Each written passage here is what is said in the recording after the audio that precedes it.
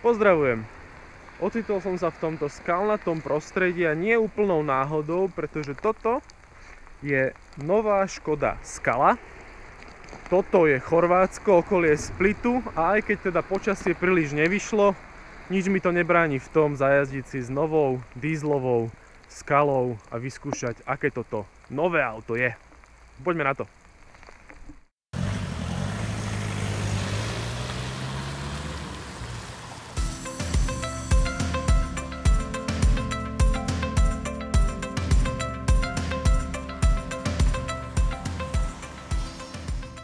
Dovidenia Rapid, vitaj Scala.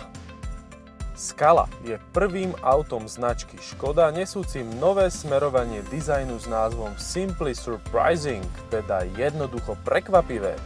Stojí za ním nový dizajner Oliver Stefani. Dizajn vychádza z kabáňovej práce, no pridáva množstvo nových prvkov. Aby ste dosiahli takýto vzhľad, potrebujete balík výbavy eMotion. Práve ten pridáva autu bilet svetla, čierne spätné zrkadlá, predĺžené sklo piatých dverí, spoiler či zadné top LED svetlá.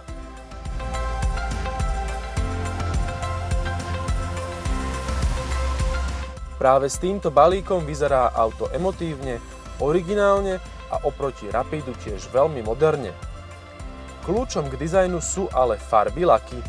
Iste chápete, že som siahol práve po tejto parádnej zelenej. Scale svedčí asi najviac.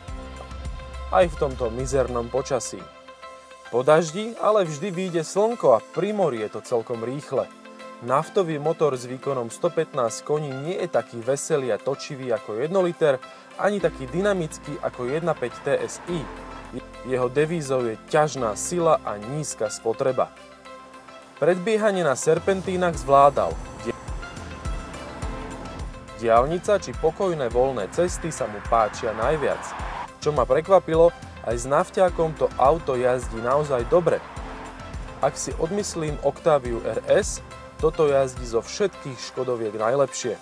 Iste za to môže fakt, že aj toto auto bolo vybavené adaptívnym podvozkom. To ste v Rapidke nedostali, veru nie?